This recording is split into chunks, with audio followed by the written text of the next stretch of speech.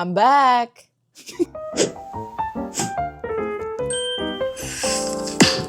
I've had a seriously complicated relationship with social media. And last year I decided I've had enough. It wasn't really a break at the start. It's not like I deactivated my accounts. I like permanently deleted them and decided that I was just gonna do away with it for the rest of my life. I don't need social media. Turns out a year later, yeah. But I'm here to tell you what I learned. The good and the bad. Is social media really bad for you? Or is social media good for you? What is social media? I'm wearing my mom's clothes right now because I just wanted to look official. Let me show you the outfit though.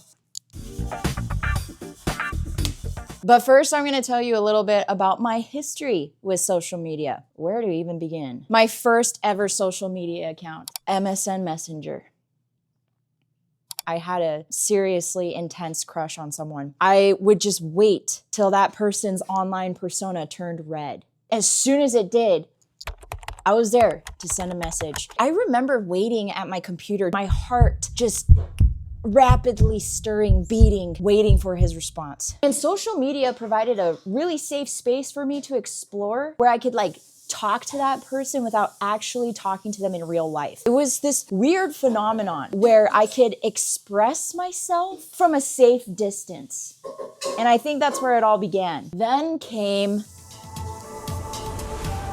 Facebook. Facebook was a time. I think I started a new account several times, but the very first account I had, I wish I kept it because I had so many, just cringy one-liners that I would post and I love it. I feel like everyone went through that phase. Again, another way to connect with my crushes. I could stalk them. I could like them from a distance. I could even send them pokes. I don't even have to poke them in real life. This was the place to meet people, connect. There was a guy that I knew in California and I would like poke the heck out of him. I loved him. I loved him. I also feel like I started discovering what my actual face looked like on Facebook.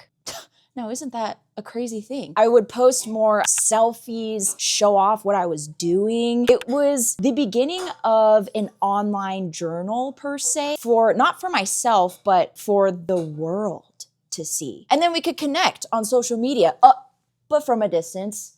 And then came Instagram. I didn't think this platform would last. I really didn't. When I first heard about it, I was like, pictures? That's it? You're just gonna post a picture and what? A caption that says, ate this. Who's gonna look at that? But turns out it was my favorite platform of all three. Instagram was where it was at. I feel like Instagram was where I could really share a really cute selfie. This was new to me. I still wasn't really that good at this, but Instagram forced me to because it was only images. I wasn't gonna say whatever cringe post I would say on Facebook. I was just gonna post something of my face, so I can't look cringe. I gotta look good. Instagram made me that much more aware of my surroundings. It was very like,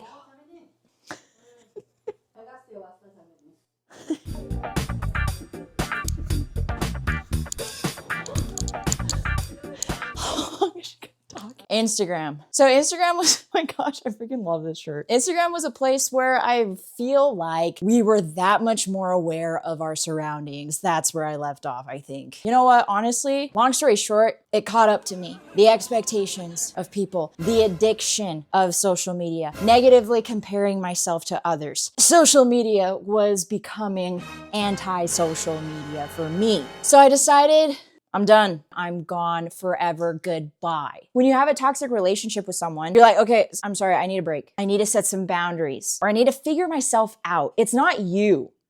It's me. Social media has problems. There's things just within the algorithms that I don't quite agree with, but it's not you, social media.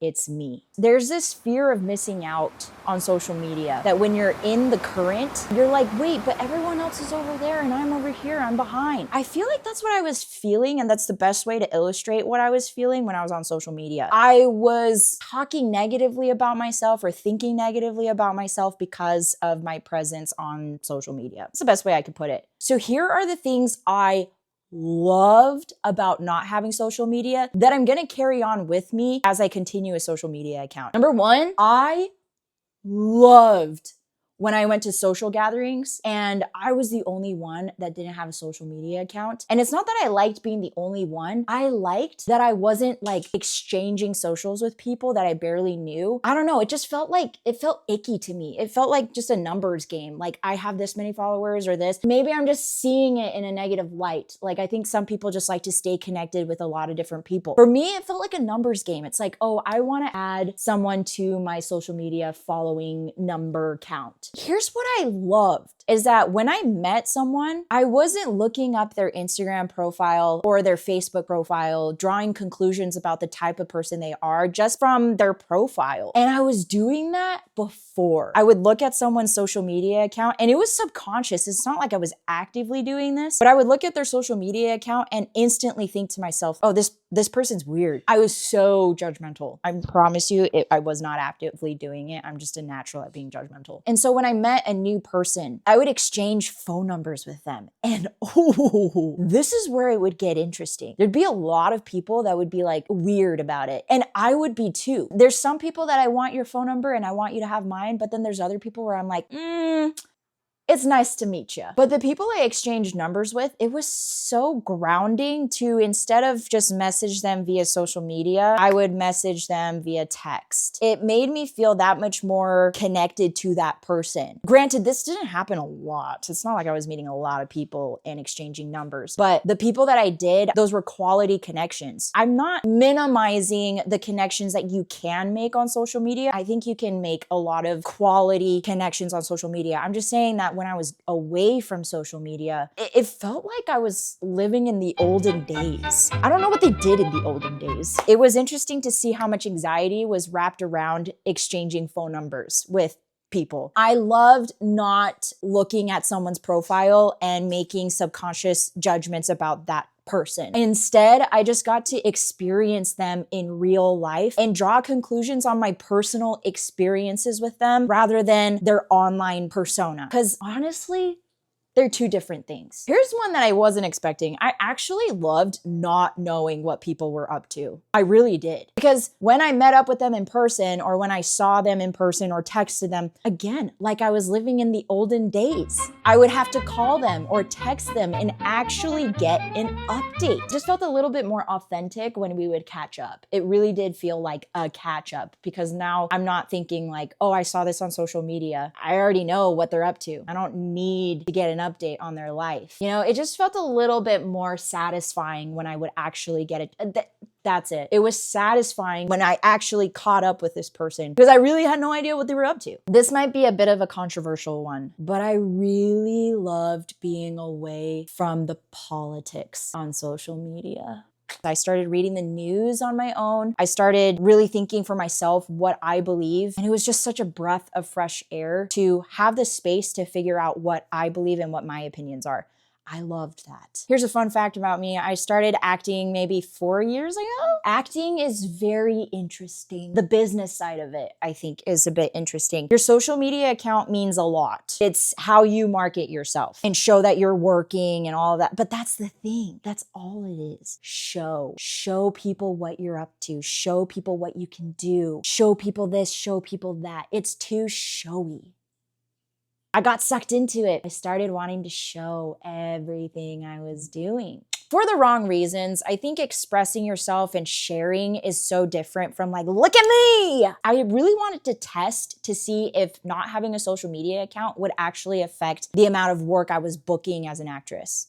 And the verdict is, okay, here are the cons, because I really actually didn't think there would be any cons to not having a social media account. I truly didn't. Here's number one. So many foods on social media. There's so many restaurants that people advertise only on social media. So whenever I would look on like Yelp, online, a blog post, it was so much harder to do the research than to just look up on social media, Vegas foodies or whatever it was. It's so much easier to find good food on social media.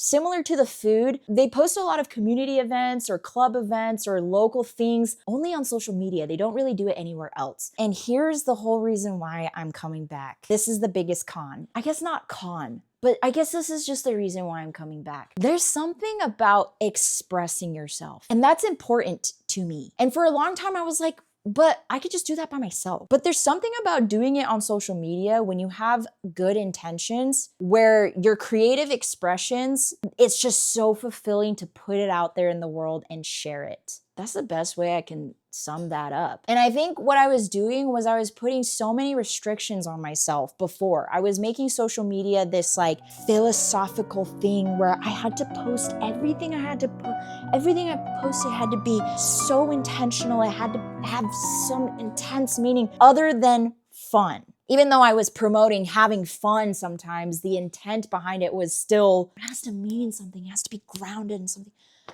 What we forget sometimes is that life, we don't need to take it so seriously. But I feel like right now, I'm grounded and I'm rooted. I like who I am and I don't need someone else's approval before I like myself. I probably say that now, and 2 seconds later when someone unlikes something, I'm gonna be really sad.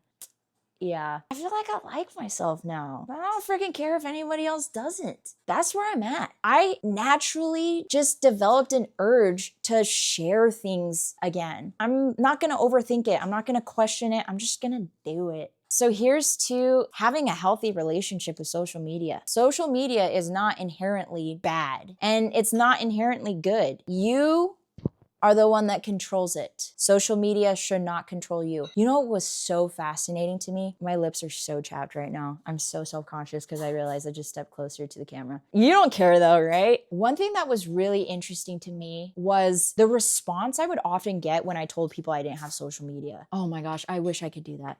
I wish I could. Another thing they would say was, oh, good for you. Wow. Good for you. It was quite revealing to me how many of us are trapped in this current of social media. Take a break, step out, feel the sun. You're not gonna miss out on anything. You really won't. I know I didn't. Honestly, it's the best thing you can do. So I guess I'll see you around. I'm gonna be making some videos and if you wanna follow along, so you can follow if you want to. You can like not like me too if you don't want to. But you can also like me, hang out or do something, but I'm chilling over here, okay? Just, yeah, okay, I'm done.